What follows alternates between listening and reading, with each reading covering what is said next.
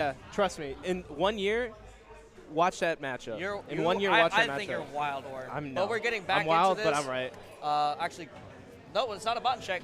We're getting right into it. He's just pegging him with these grenades. He's like, dude, get over here. So a common theme in playing against Snake, it seems to be fast characters that can grab him, because those grabs are really going to lock him down, shut those grenade timings down. And the longer window you can create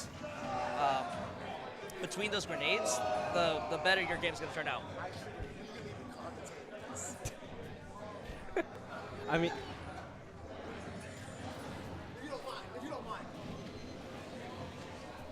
that Fire Breath is also a very good tool against Snake, detonating those grenades and Nikitas.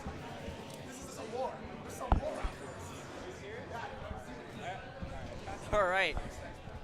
Lade coming in to steal the mic from Or because he's got some old Brawl knowledge to drop on us. Normally I would not do this. I would not just hop on the mic. I would not like rip someone off the mic, but this is some lore. This is some real, like, we got Yoss versus Tony, and this is an insane crossover. You're just watching this happen in another game. You know, it's insane. The history behind all this, right? Yeah, I mean, Yoss is I believe at the end of 2012 is when he joined the Tampa Smash scene.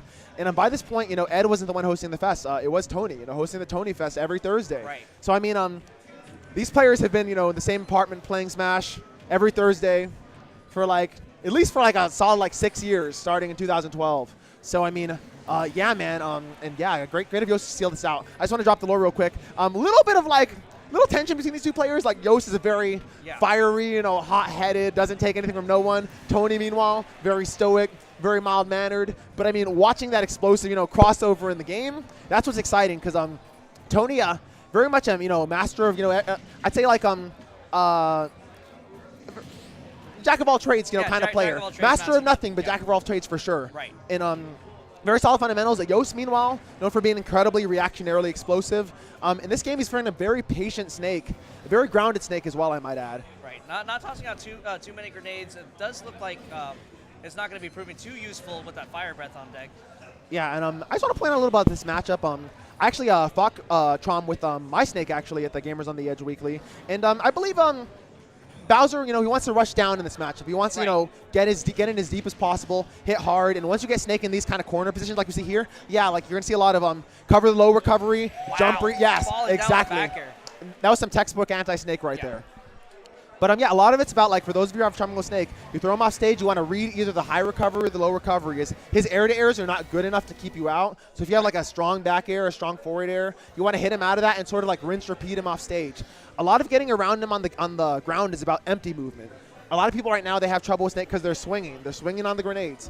You want to ensure that when you swing, you're in position to either not hit the grenade or ensure that if you hit Snake too, and then you can set up a trade situation. And what happens is you hit Snake with your move, the grenade blows up, hits both of you, then you mash and you hit Snake first with another move. So Snake takes 3 moves and you take 1. A couple of the points I want to talk about this matchup and how it might favor Bowser is that Bowser has a lot of durability, even more so than Snake, and Snake has been proven to be quite a durable character. Yeah, and once again, if you play the matchup right, you can kill Snake at pretty early percents too. So even though he is durable, it does take with appropriate gameplay, you can see a lot of stocks, you know, quite often, kind of like Falcon. You know, he's a heavy character, but his disadvantage state is known for being very lackluster. But the grenade trades are also going to be very important. That percent doesn't mean as much to Bowser as it does for Snake. Yeah, absolutely. And I mean, once again, Snake, you know, a character with substantial kill power. So I mean, it's not the biggest problem. Around 130-ish though, you know, and that's pretty high percent for Snake to be looking for a kill. Right. But yeah, Yoss has came out the gate into this second game.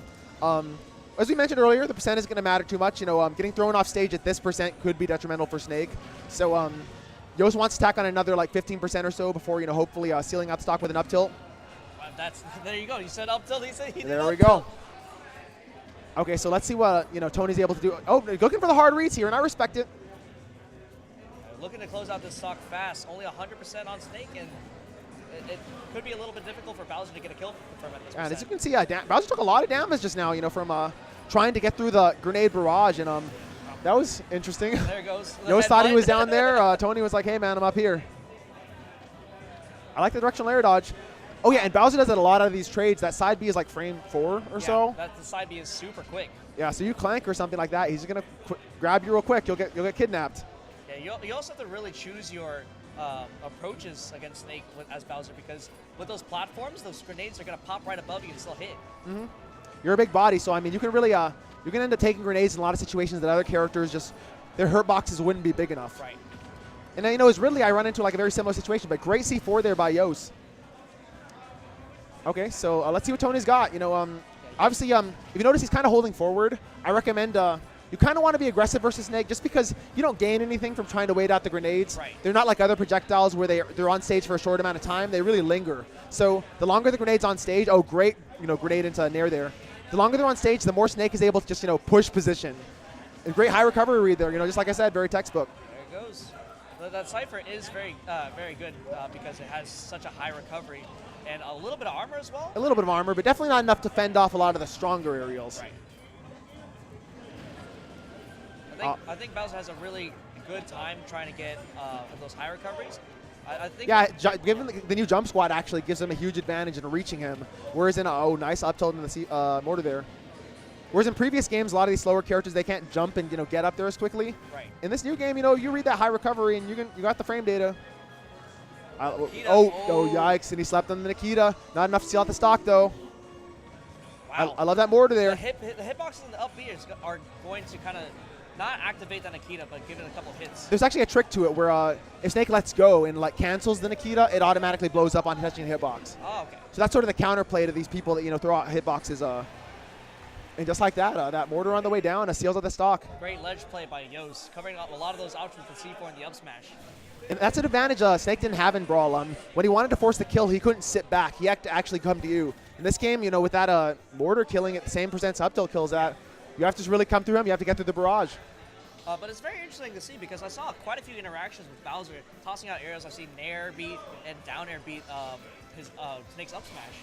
Oh yeah, so up smash, I believe there are a lot of hitboxes that will beat it. I don't know the exact amount of damage you need to do, right. But that's something I would definitely recommend labbing. If you want to go in the lab and get better at this matchup. Yeah. And by the way, FT, I probably would have banned this if I was. Oh, okay, no, I lied. Okay, so the thing about this match is it's kind of open season in that Snake has access to mortar anywhere on stage because there's no platforms. But on the other hand, Snake has nowhere to land when Bowser has advantage. Yeah. So whoever's winning neutral on the stage is really winning by a lot. It's going to be a very kind of back and forth, a lot of momentum shifts. Yeah, there's not a lot of places to run here. So and I kind of apply that matchup frequently when I come here. When I fought Trom, I thought the same thing earlier. It's like FD is okay, I have to be winning neutral because if I'm losing neutral, I'm going to be having problems. Right. Tries to catch his landing with the up smash. Okay, we got the corner trap pressure here with the up smash. Yep, and as you can see, very difficult to get by.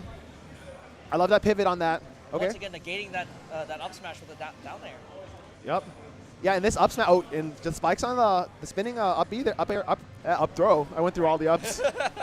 Well, it's a throw invincibility, right? Once you're in the animation of a throw, you can't be hit with anything. And that's really useful, knowing kind of what your throws are to ride that out. Right. You either want to throw him with one of your quickest throws, or pick a slow throw with a lot of invincibility. And a Snake taking a lot of big hits here. Took a forward smash, took a down B, but he is a big boy, and it's still winter. It's still thick boy season, so. Yeah, Tony going for some hard reads here.